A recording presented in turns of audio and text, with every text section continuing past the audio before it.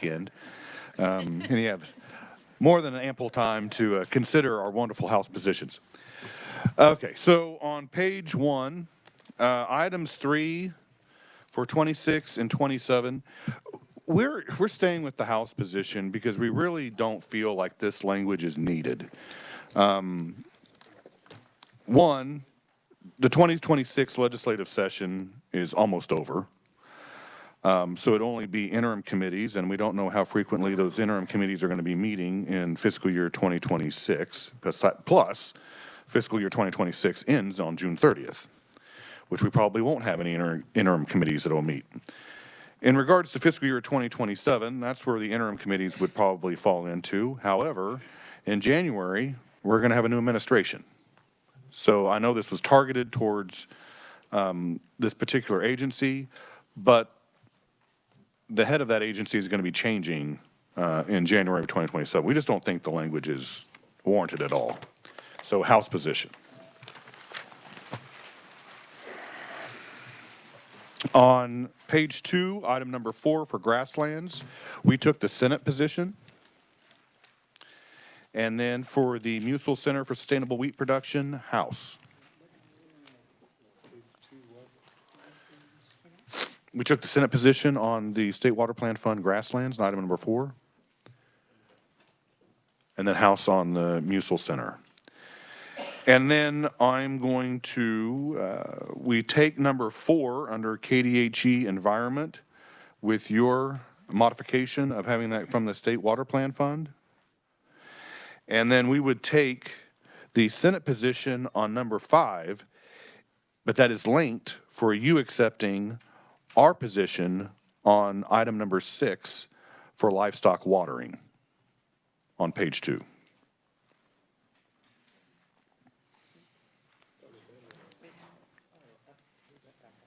I didn't have that cleared off, no.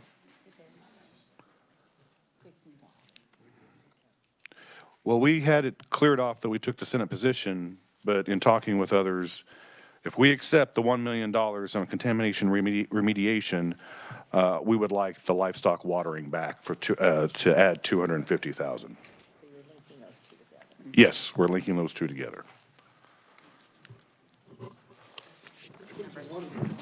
Number 7. Is that what you're at? Number 6, under the Department of Agriculture, on page 2, is linked with number 5 of KDHE Environment.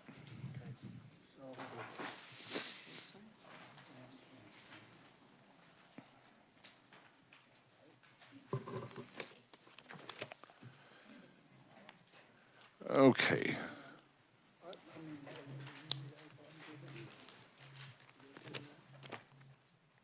So you accept that right now? Okay, so that, So we just traded 2.4 for 1?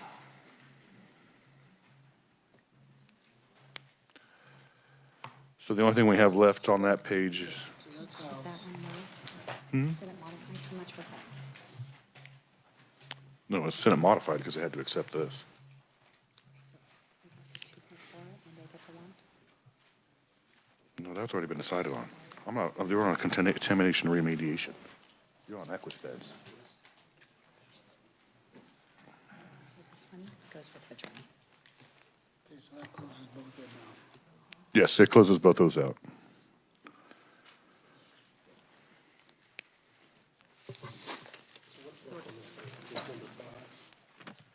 What was that?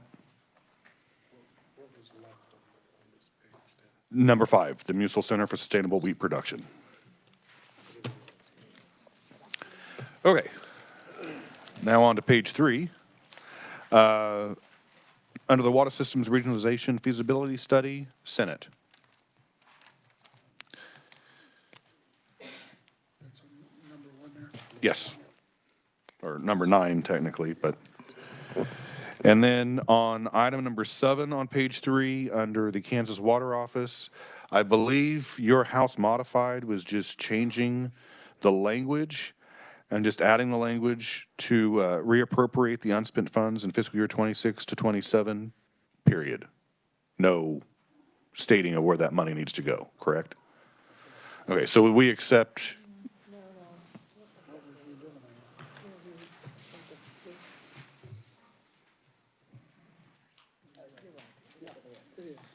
So it's just allowing for the reappropriation, but not saying how that money is supposed to be spent. Okay, so then that can be marked off as well. So then page 3 is complete.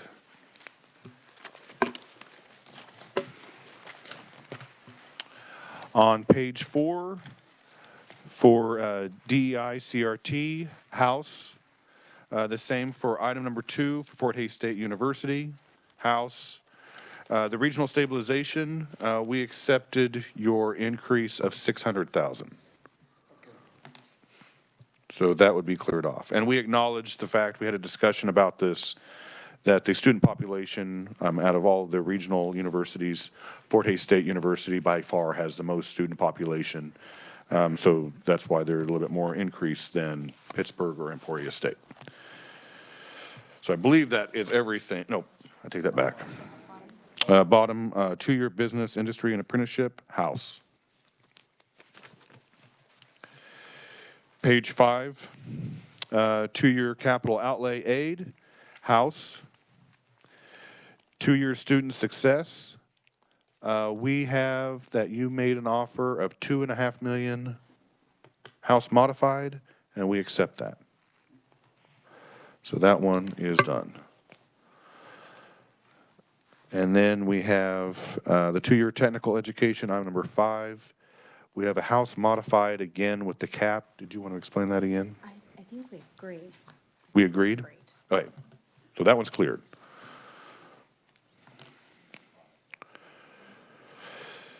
Item number 6 is cleared. On the blueprint for literacy, we have I know you came with a modified of 3.3. We have a House modified of 2.7 million.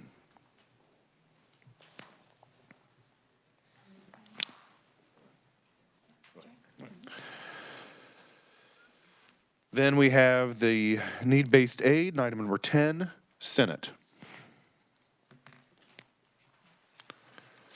So that completes page 5.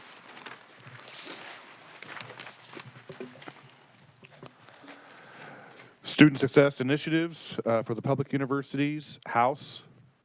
For the Kansas State Department of Education, item number 2, cut score language, House for 26 and 27. Do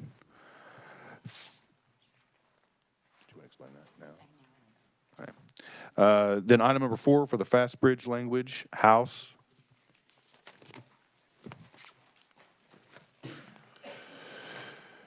National board certification, House.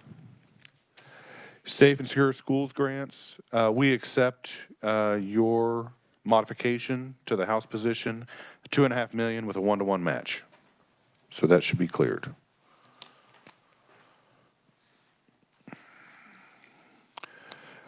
Spark will language, House. Special education funding reports, House for both 26 and 27.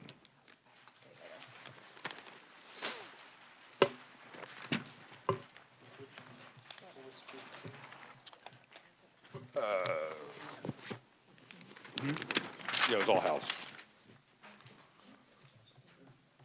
We got a question. Yes.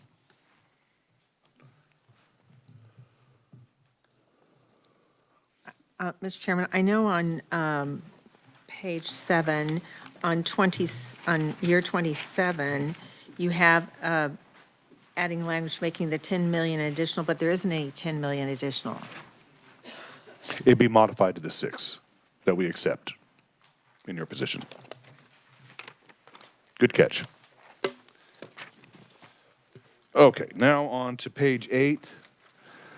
State Assessment Contract Innovation Assessment Pilot Program, House, for both 26 and 27.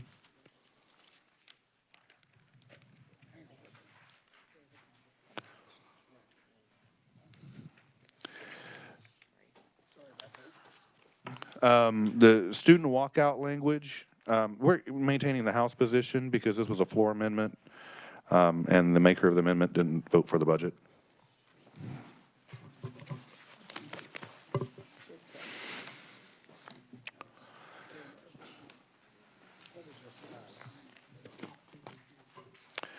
All 3 of those are House. Page number 9, that's all clear. Page number 10 is clear. Kansas State University, I'm just going to reiterate the comments that I made last night in regards to the dairy facility for fiscal years 27, 28, and 29. This is a 3-year program that was actually crafted and worked with by Chairperson Mosier, K-State, and the industry. And they have all 3 entities have collectively decided to give $5 million a year for a total of $45 million for a new dairy barn. And this is just the product of that discussion. Item number 2 for DEI and CRT, House. Cooperative Extension Services Reorganization, House. And this is basically having this held with the State Finance Council and having K-State Extension and Research basically reevaluate some of their programs and have, I think, more of a focus in regards to agriculture and what their general purpose was when they were first created, and not what they have evolved into. And so, but it doesn't affect the 4-H program. It's just K-State Extension and Research. But the money is not necessarily cut from them. It's just held to the State Finance Council until they report to the SFC. The Kansas State University Veterinary Medical Center, missions reporting. This is because there was some concerns, and actually I personally had and I can go through the story, but I was actually in my district having dinner with President Linton, and a family friend whose son is a veterinarian in the state of Kansas and whose daughter wanted to go to K-State Veterinary Medical School was denied because they pretty much told her that they were having a preference towards out-of-state students. And so she went to a veterinary school in California. And this family friend, not realizing that he was the president of K-State, confronted him about it because I'm an alumnus of KU and I was wearing a K-State polo that evening, and it grabbed her attention. And I'll say what she said. She was, "I thought it'd be a cold day in hell before I ever saw you in a K-State polo." And I said, "Well, this is actually the president of K-State." And then she approached him about this issue of her granddaughter being denied primarily because she was a Kansas resident. That's what this reporting is supposed to allude to.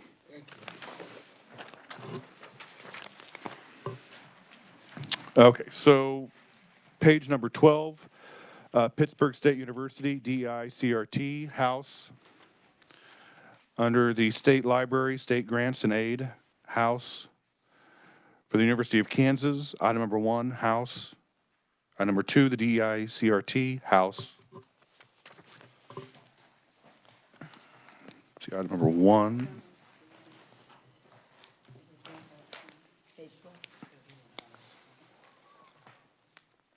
Okay, so page 13, Wichita State University. That's cleared. Never mind. DEI, CRT, House again, digital transformation, House, and again, we have the funding. It's just we don't have it being an ongoing allocation. But as we mentioned last night, we do have the funding in 2028. So we're funding it in 27 and 28. So both of those are House. The Board of Indigent Defense Services, item number 1, Senate.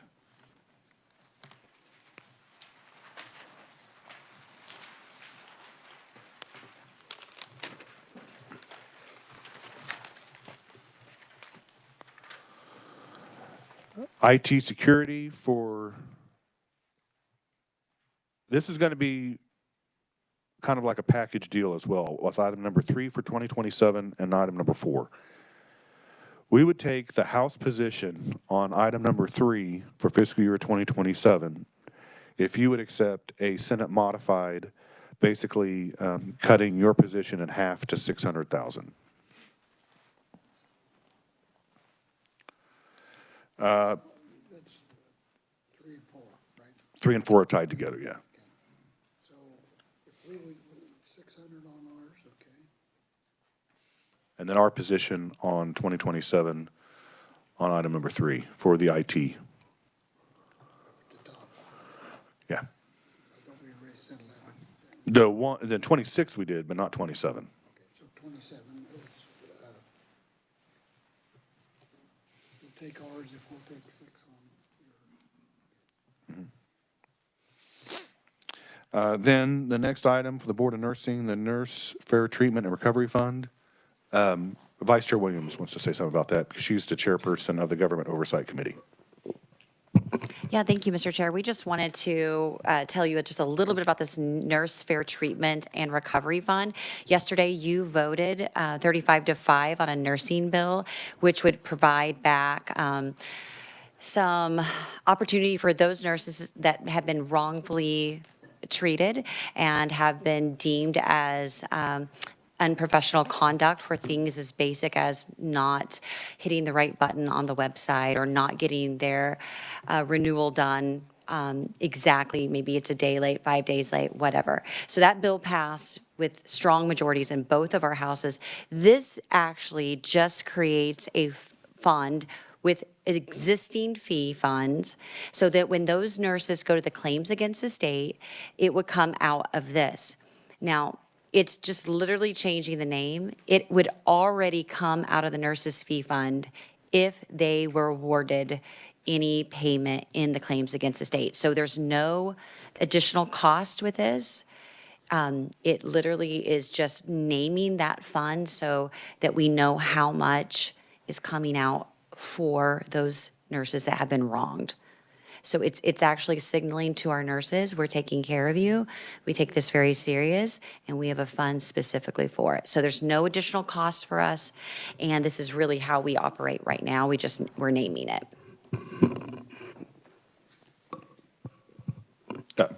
Senator Petty. I would just, when we say it's not coming out of SGF, this fee fund is made up of the licensing fees that are paid by Kansas licensees.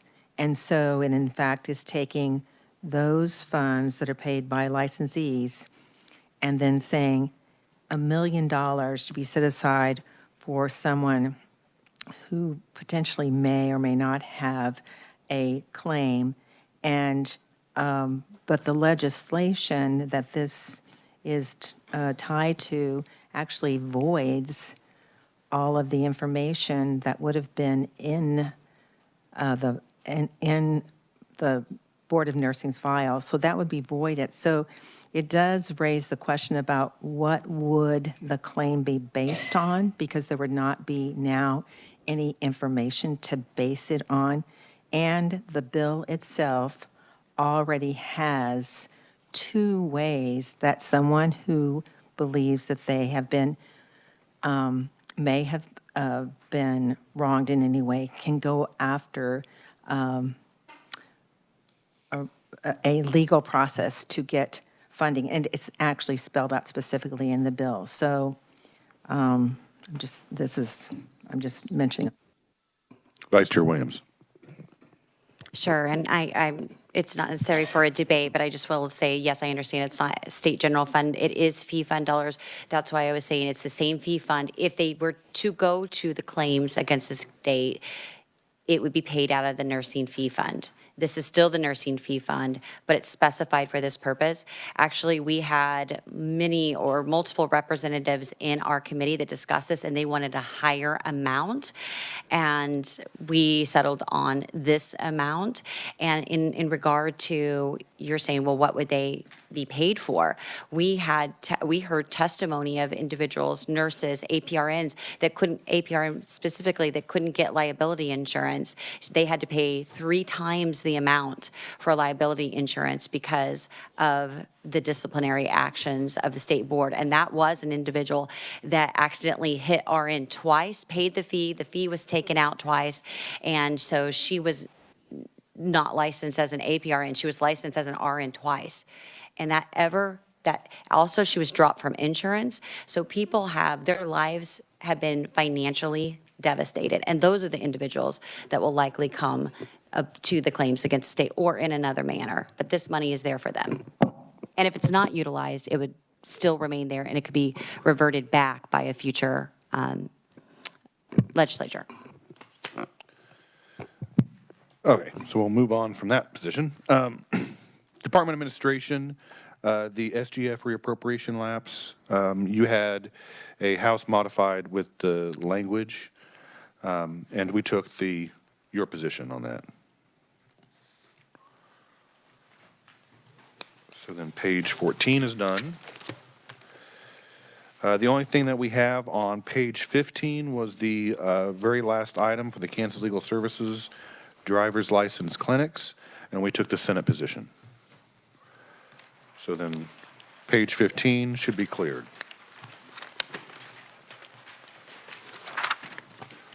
Page 16, the Rural Justice Initiative, we accepted your House modified of $586,000.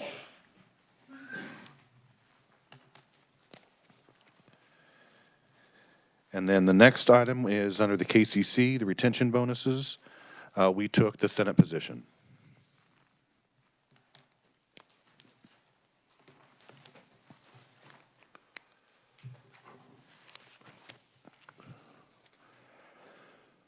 Page 17, for the Cybersecurity Center for Excellence, House.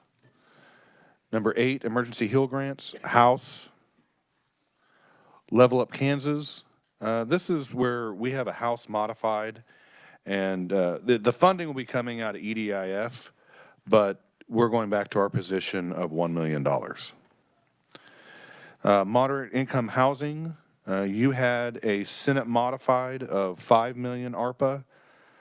We are going to have $6 million ARPA as a Senate modified. I will also elaborate on that when I talk about some of the provisos that we'll be offering later. Can you back up just a minute? Yes, So Level Up Kansas, 1 million. okay, but we had already scratched that off, but you're coming back down, you're saying 1 million? Well, I mentioned at the last round that we were going to keep it open, yeah. I have open. Yeah. Public Broadcasting, House. Rural Opportunity Zones, House.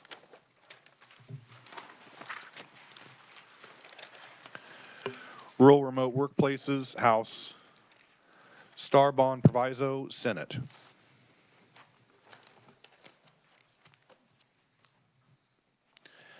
Sunflower Summer Program, you had House modified of only a reduction of $250,000, and we went ahead and accepted your modification. So then the only other item on page 18 would be under the Kansas Department of Insurance, and that is the printing and advertising cap, House.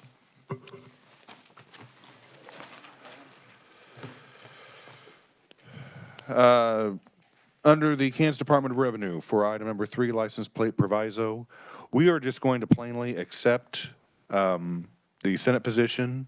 I know last night we had an offer of like $3 million with state highway fund, but we're going to accept your position of no state highway fund, just the $11 fee, and that's it.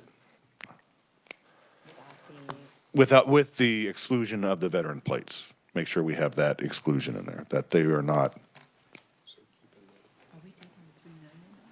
Yes.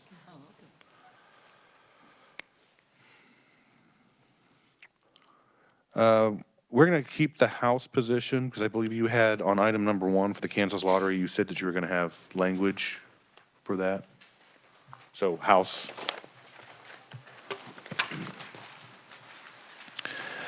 On page 19, the only items we have left are the Legislature. Oh, page 20. The Legislature for ARPA 26, House. And then item number 3, this was something, I'm going to explain this a little bit. This was something that was, it was discussed in government oversight. And what these two positions would be, one would be under the Senate of the President, or the President of the Senate, the other the Speaker of the House. And these two individuals be working full-time, trying to analyze our budgets and find efficiencies. So we have $250,000 for 2 positions, one in the House, one in the Senate. But we are more than confident that these individuals would far out their pay. They would find efficiencies. So we have that included in the legislative budget. And the House bill number, what was the House bill number? 2555. 2555, yeah. I think it was listed right there. Yeah, it was listed right there. I should have just looked. Okay. Good job. Page 21, Hearing Protection for Law Enforcement Program. We have accepted your position of the Senate modified at $1 million. So then page 21 is cleared.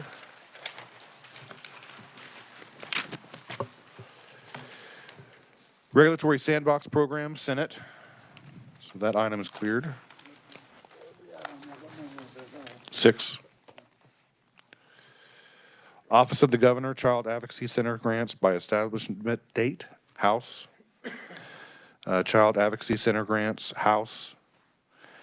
And then on the Office of the Secretary of State, in regards to taking your Senate position, and Jill, can you verify specifically whether they can use that fund or if we need to backfill with SGF?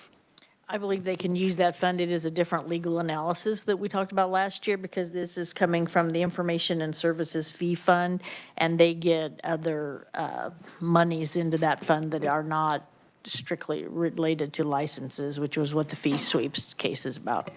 Okay, so they can use that fund? I believe so, sir.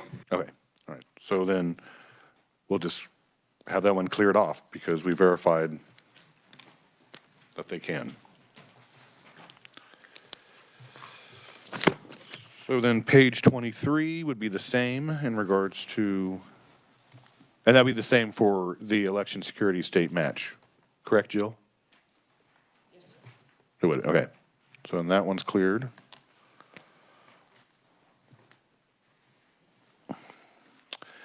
Star Bond grocery store obligation, item number 5, under the state treasurer. Senate. Oh, wait, I need to go back up to build Kansas. We have the House position on this. I will explain that again in one of our provisos. So House. Under KDOT, the Kansas Interoperable Communication System. Senate. Wait a minute. Just a second. Question. Which one?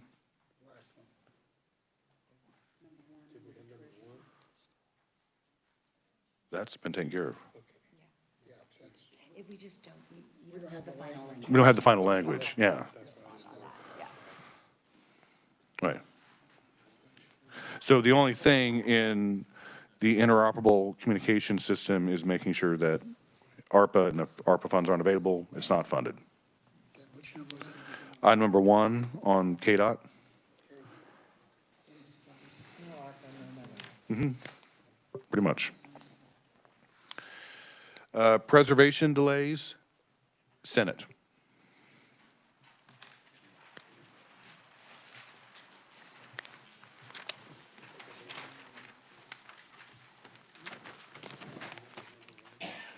And that would be the same for fiscal year 27 and 28. Both of those are Senate.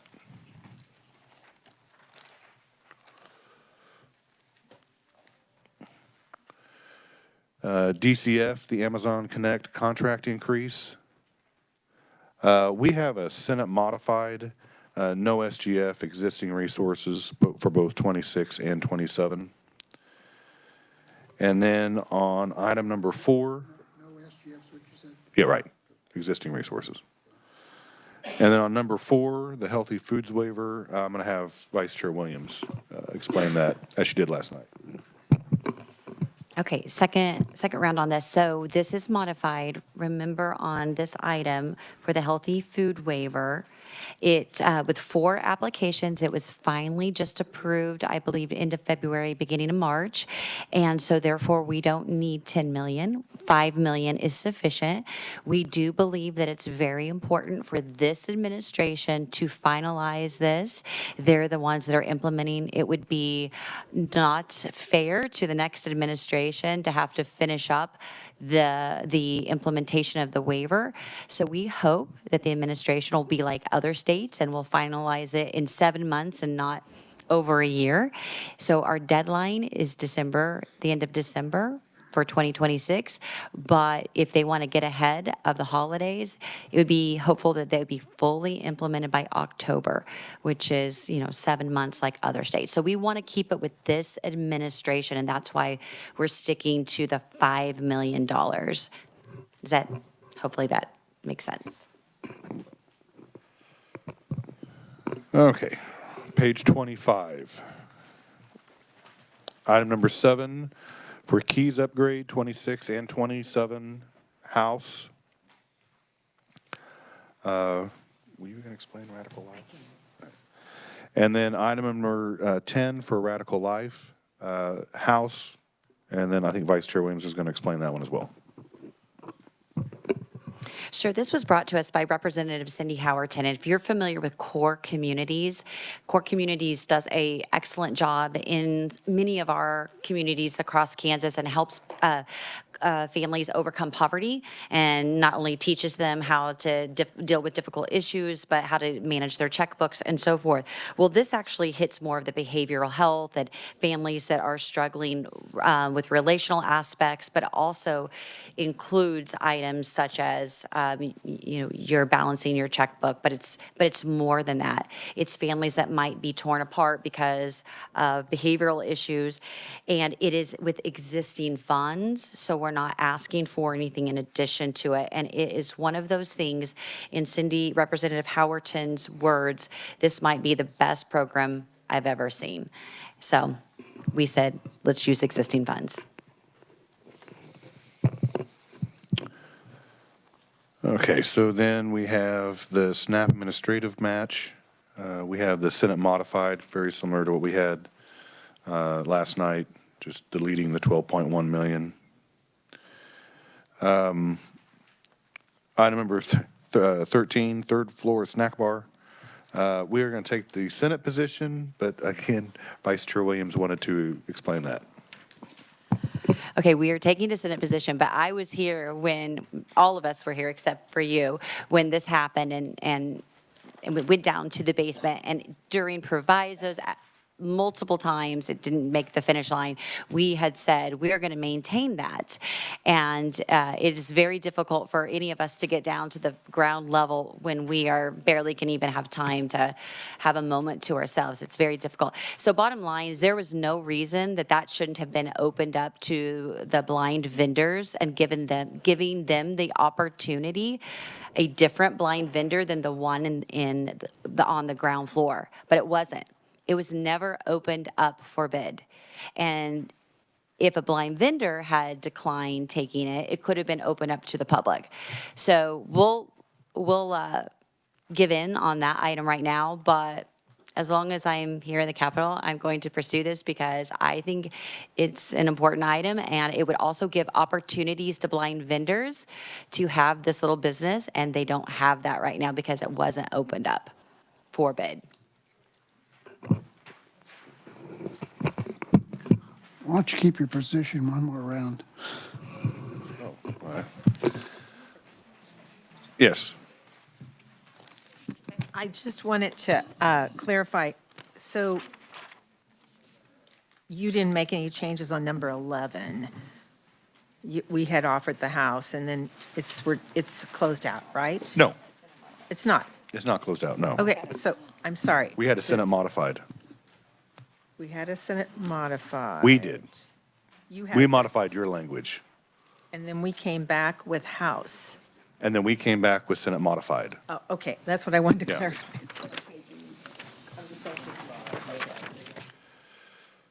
Okay, so then I guess we'll keep that around for a while. Keep the third floor snack bar open. Item number 2 on page 26, House. Item number 4, Senate.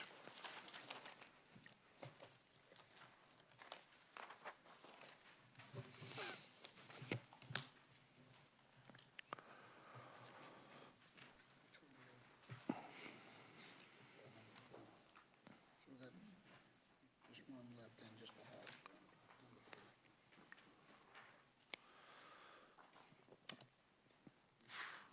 half. I think it's everything on page 27, or 26.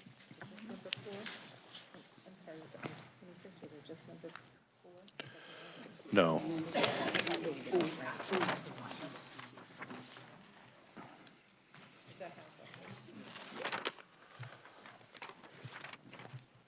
Yeah, the only open item on page 26 would be item number 2. Then on page 27, in regards to the HCBS frail elderly waiver, for 26 and 27, these are going to be kind of linked together because we had money in 26 and in 27. You just had money in 27.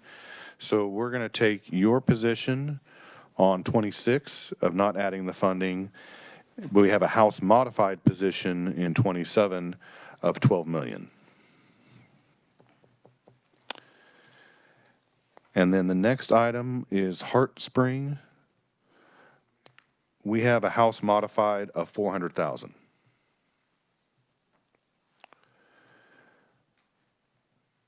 Items number 13 and 14 are House. 15 is a House modified. Again, I'll explain that when we get done with the sheets.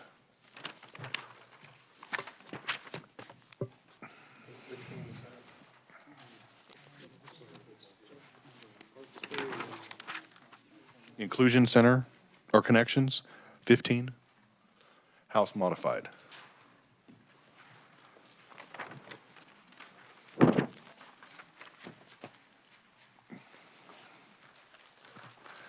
Then on page 28, we have the Kids State Hospital. You had come back with an offer of a Senate modified of 2.5 million. We're coming back with a House modified of 2 million. Medicaid capacity, House. Mental health intervention team. We're going to come back with a House modified that it'd be $5 million and public schools only. Item number 22, nutrition services, House. Item number 23, House. Problem gambling and addictions grant fund, Senate.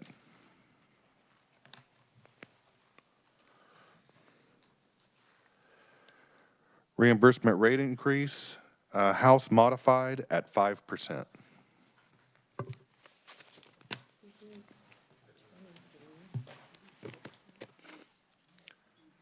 No, that was House.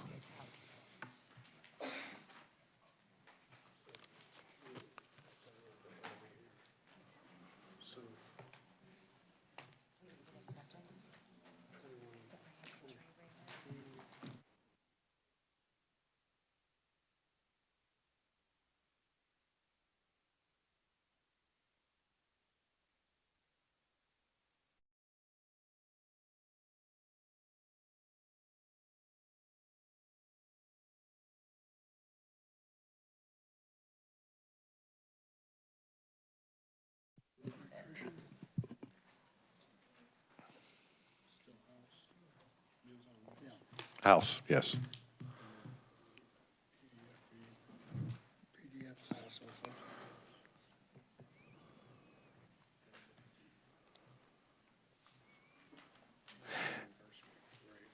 And research just let me know that I'm on page 27.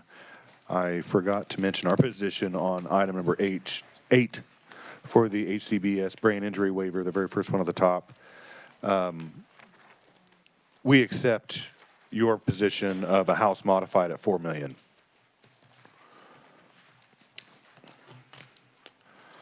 I just had to publicly say it.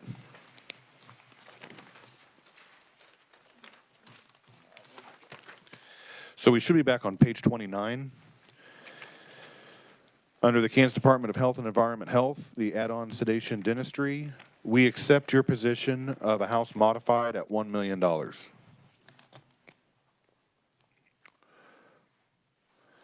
The next item would be the CPR and AED grants, and we accept your House modified and the language.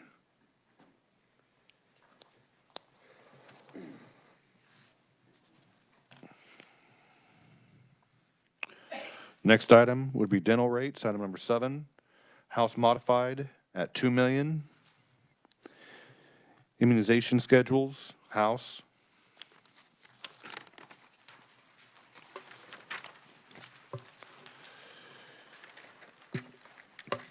Page 30, House. What number are you on? 15. 16.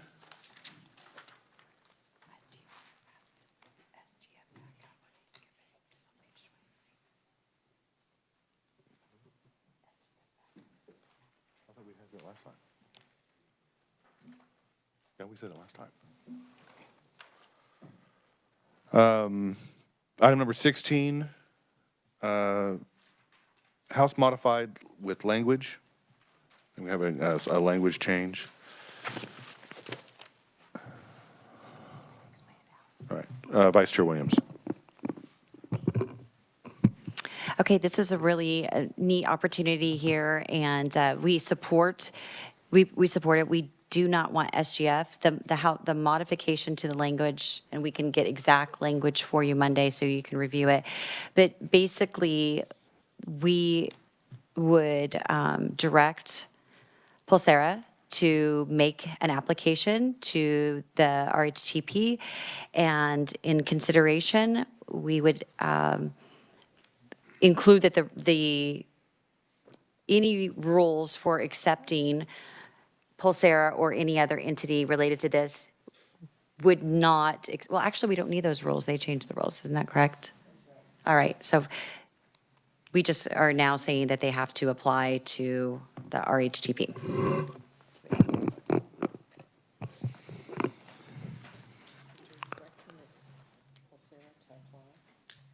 Yes, yes. All right, page 31 for K&I, certified medication aid positions, House. Then the next item open is the cook positions, House. Under the Kansas Office of Veteran Services, IT infrastructure upgrades, Senate.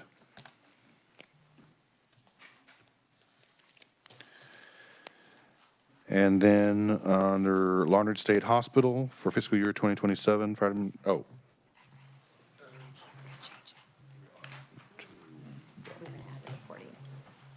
other reporting. Oh, the only thing, we need to go back to item number 3 and adding a reporting feature to that as well, if you're okay with that.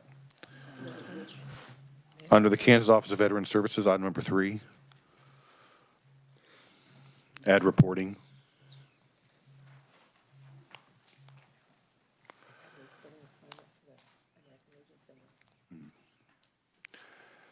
Then for Larned State Hospital in fiscal year 2027, House.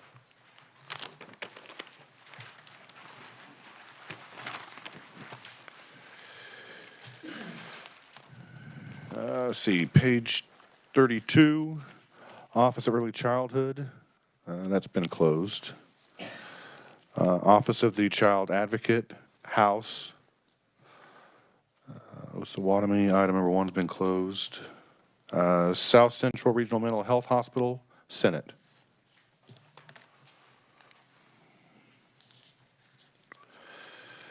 Disaster funding, House, that's been closed, and so is item number 2.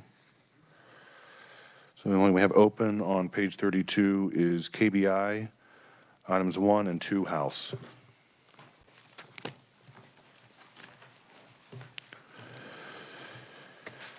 Kansas Department of Corrections, item number 1, House. Item number 4, House. Kansas Highway Patrol, item number 1, House. Number 3, House. Kansas Sentencing Commission, item number 1, Senate.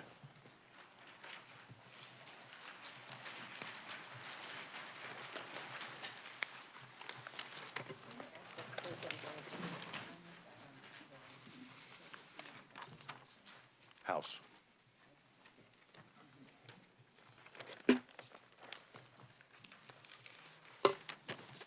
Okay, so we should be on page 34. Top of the page, substance abuse program. We are going to have a House modified of 1.8 million. Facility mapping grant under the State 911 Board. We have a House modified. I'll explain that when I have my proviso presented. Page 35, State General Fund transfers, Senate.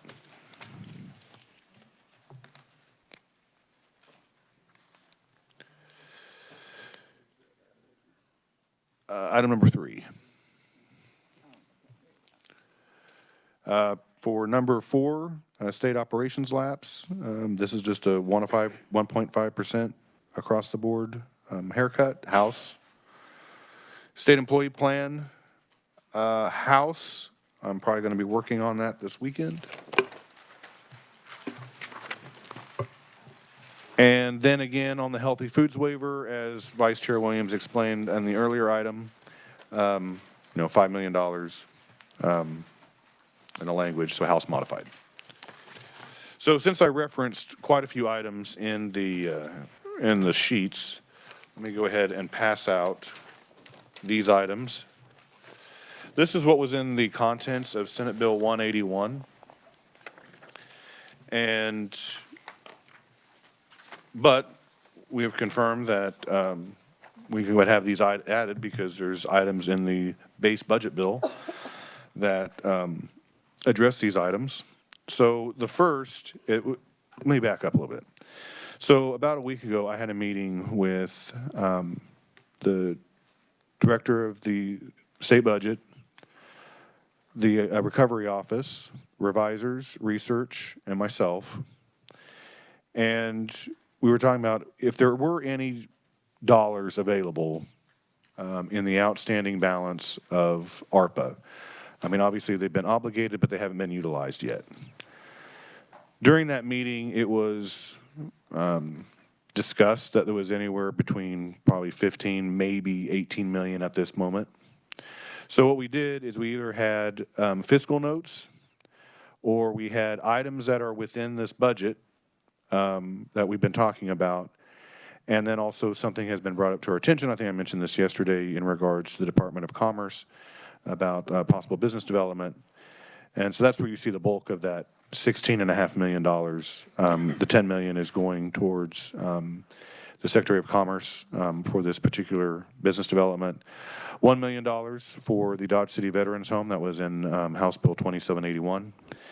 $2 million for the facility mapping grants, which we had just talked about here on the side-by-side, and also the inclusion connections, or the belong KC, that is also in the side-by-sides of $3.5 million.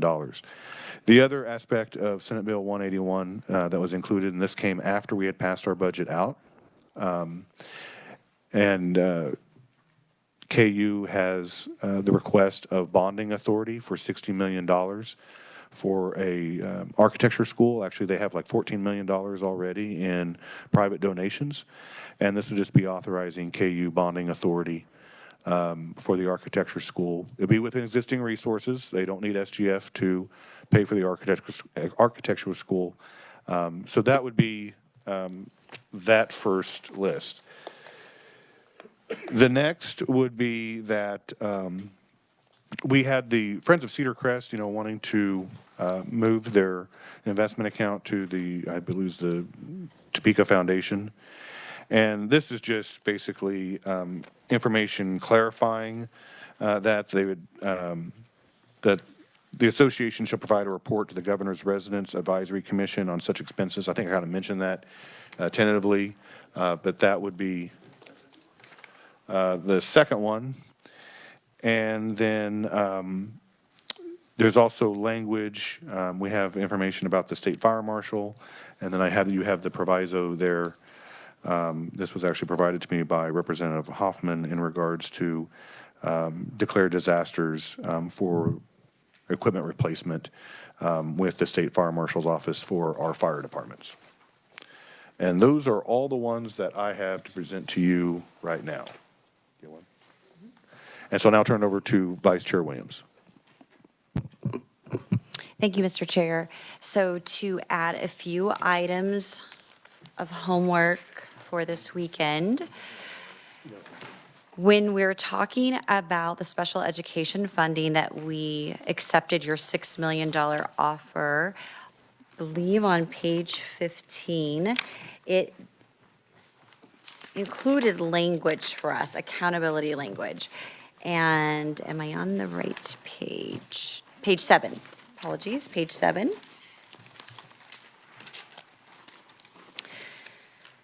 So you may be asking, well, what is that accountability language? The accountability language is found in House Bill 2434. And if you want to make reference of it later, it's page 183 on our House Bill. The only thing that was missing from this was that it was supposed to provide accountability language for the state totals as well as by district. And just to clarify, well, what does that mean? For special education, we provide a special education weighting, and that was over 600 and some million dollars that we are providing. The school districts are supposed to, per statute, do the 9% or 8%, and we do the 92%, so we want that included in there. We're also including any tax dollars that are collected both locally and state for equalization for special education. So these are only tax dollars that are attributable to special education. We want those included on the financial accountability report. So if you were to look at your community, if you were to look in Topeka, you could look up, okay, how much are we giving in our state weighting for Topeka? How much are we raising locally from our local option budget for special education? That would be listed. How much does the state equalize Topeka? That would be listed.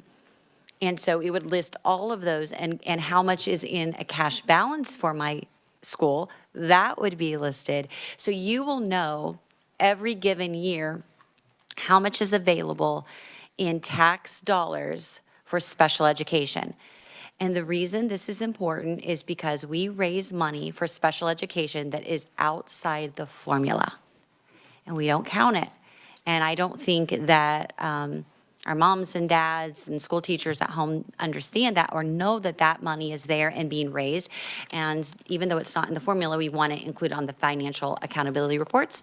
The reports already exist. We're just adding a little section in it for special education to help people understand. So that's what that is. So this is a report that's already. Thank you. So this is a report that's already been produced. You're just wanting to add one more line item to it? Yes, Mr. Chair. I think it's been regularly reported for at least maybe 5 years or so. And if you go on the website, you'll find a transparency database button, and you can look for test scores, but you can also do the fiscal accountability, and you can pull it up by the state, and it's about 4 or 5 pages, or you could pull it up by district, and it will tell you your total funding for your school district in federal, state, local dollars, and by category. We want to add a little piece for special education on that report. It's a very short report. And I can bring you a copy of that report next time so you can see what it looks like.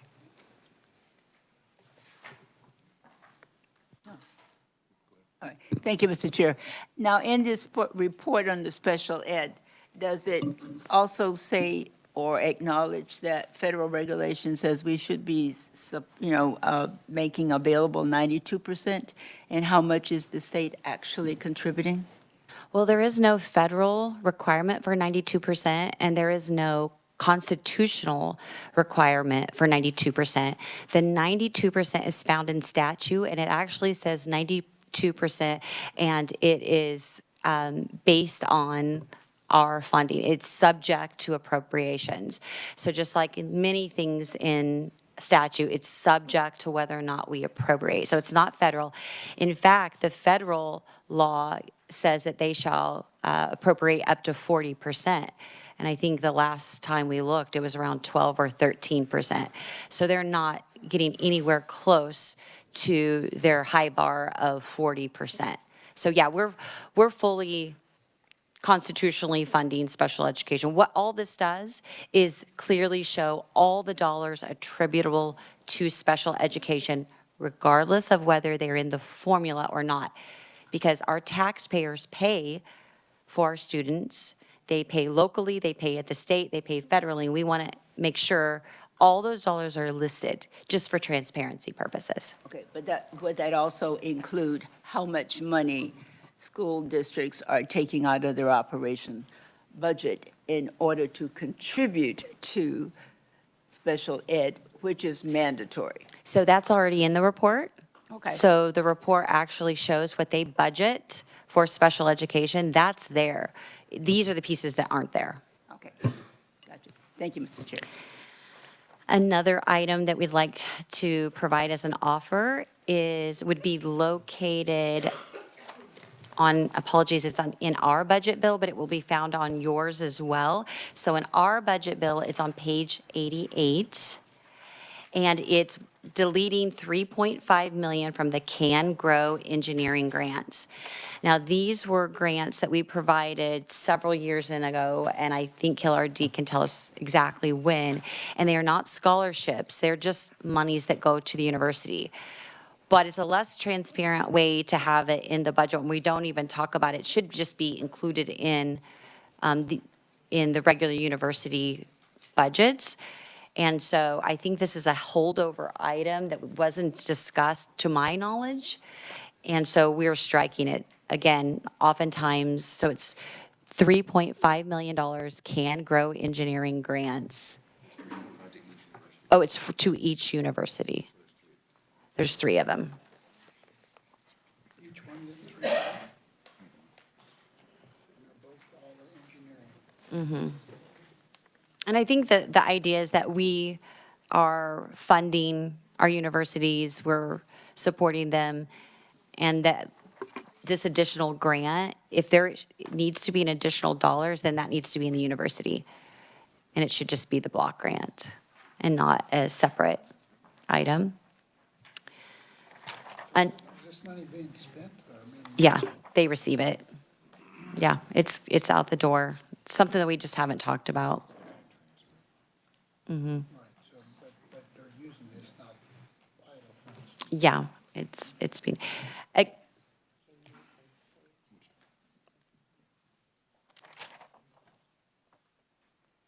and let's see.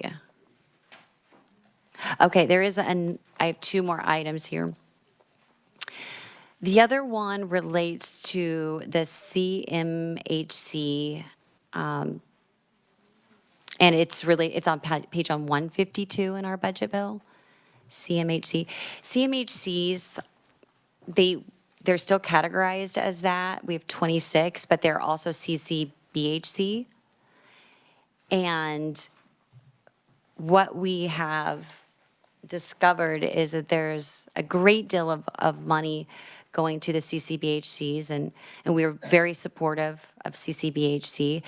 But there were $58 million that was included, and that is not Medicaid match. That's above and beyond. That is for those payments. Let's say somebody comes in and it's private pay, whether it's insurance or they're on a sliding scale. They come in and then they don't pay their bill. And so the state of Kansas has been getting the bill for what they haven't. So my recommendation is that's a 20% reduction. So of that $58 million, so that's a cut of 11.6. This does not touch any of the Medicaid money, and we all know that they get an enhanced Medicaid match. They have their own unique payment for services that's different than if you went to another behavioral health entity. So that's my recommendation, because that's not money that we have, I don't know that everybody's always aware of. We do the Medicaid. The last item. How much was that 20%? 11.6. The last item relates to the cut scores, and that is on page 6. So the cut scores are in ours. So I don't, and there's language that we could pass out for the cut scores. And I know this is something you're going to have to review, but as they're passing it out, I'll just talk about it a little bit. So what happened, and it started during that time that I was chair of K-12 education, we had Senator Baumgartner and myself had really stressed, we don't want the tests change, we don't want anything changed, we don't want the cut scores change, because we want to see if kids are improving. We're putting more money in it every year, we want to see if they're improving. Well, needless to say, the tests were changed, the cut scores were changed, and the cut scores were changed in such a manner that they no longer corresponded at all with NAEP. NAEP is considered the gold standard. And all of these years, our scores have been kind of moving parallel with NAEP scores. We also just got our ACT results back, and I think it's an all-time low. It continues to drop. So the new cut scores had us improving 20 to 26%, 20 to 26 points up. So it looked like, okay, wow, we are just jumped, but yet our NAEP is still down. And so I'll provide you some more documentation. So this, what this does is it still maintains the tie with the $2 million that they work on design new cut scores, just like it was in the bill.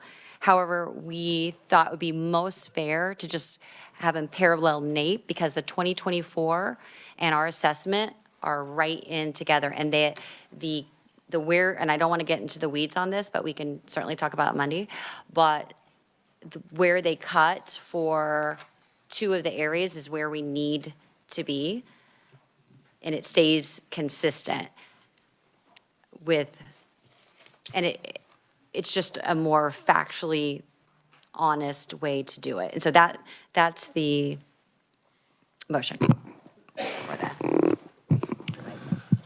So fellow senators, do you have any questions?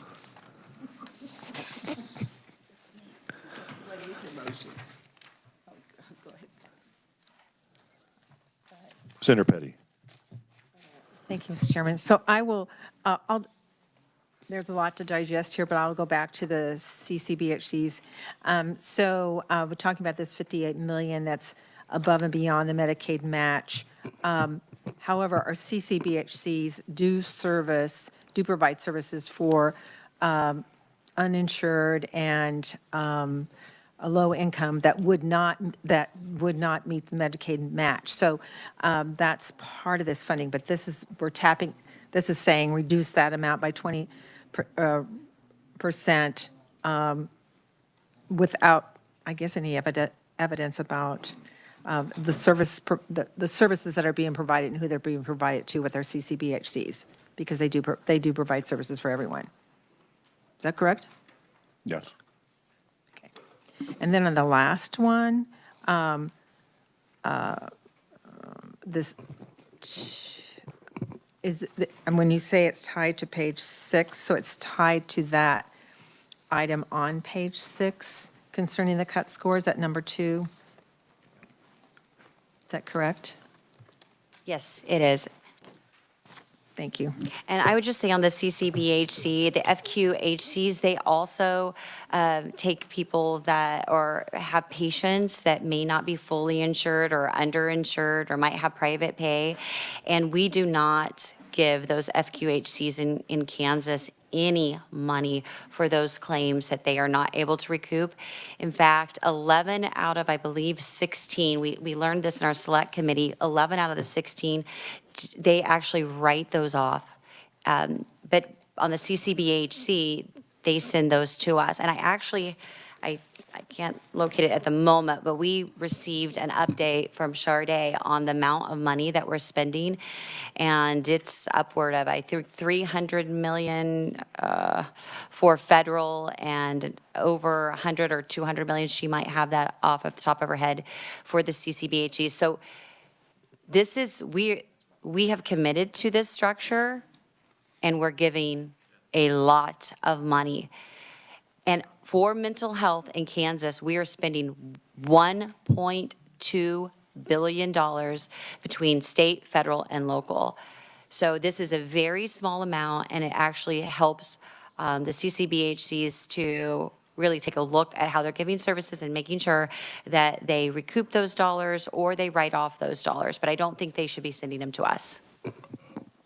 Just as a follow-up, so the when we get into terminologies here of CCBHCs and FQs, HCs, they are not held to the same standard of who they have to provide care for and how long they have to provide care for patients. So that gets into a lot of different responsibilities there as well. So I'm just saying, we throw out a lot of different acronyms. We're not comparing necessarily apples to apples here. And when we talk about federal funds, that's one of the reasons we went to the CCBHC model, was because they were able to draw down more federal funds. So I appreciate that there should be distinction between state funds and federal funds, because we wouldn't be drawing down as much as they weren't CCBHCs.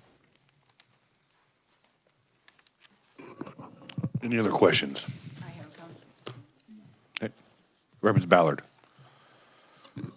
Thank you, Mr. Chair. Now, you said this is something we're going to discuss next week? When you said something, well, give you something to think about over the weekend. So is there an amendment where you want to take money? I'm not sure what it is you want to do with the CCBHC. I think the 11.66 million was the offer to the Senate to cut out of the existing budget of 2434.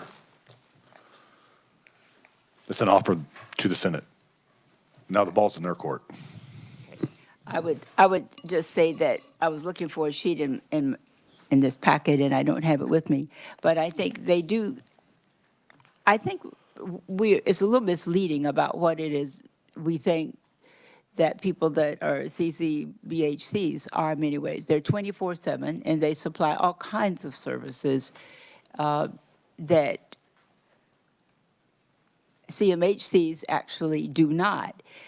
And it seems like they're a target. Now, am I saying there may not be some things that they charge for that people question, but in terms of overall effectiveness and what they're doing and the additional training they go through in order to be, it is providing something that the state really needs.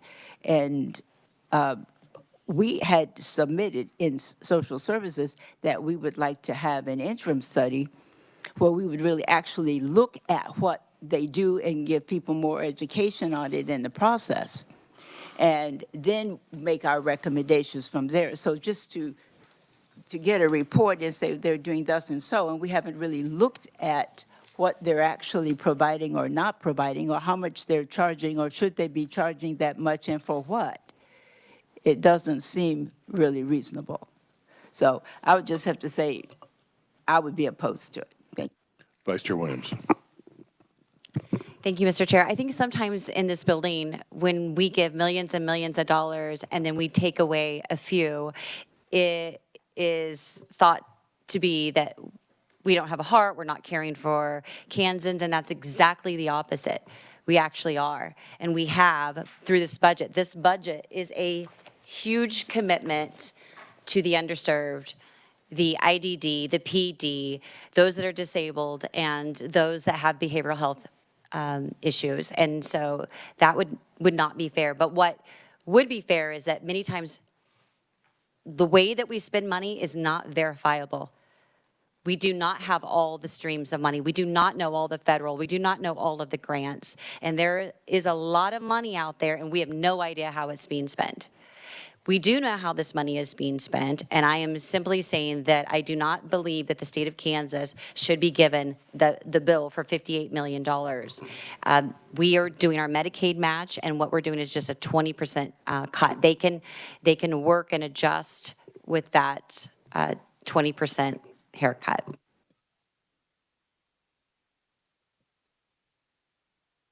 Yes, Senator Petty. On the sheet that, with the reclassifying of ARPA dollars, I see the handwritten part about the KU bonding. That's an addition. It's not part of the reclassification. No, I have that. I had that actually on a spreadsheet, so I was able to print that off. I didn't have anything with the bonding authority for the University of Kansas, but that was in the text of the bill for Senate Bill 181 that we had passed out of appropriations and were supposed to debate on the House floor yesterday, but didn't get the opportunity to. Any other questions? Okay, so as I mentioned on the onset of this offer, it's probably be the last offer for the day. I think we got only a handful of items left on the side-by-sides. So I would probably suggest that we reconvene at 9:15 on Monday morning. Is that all right with everybody?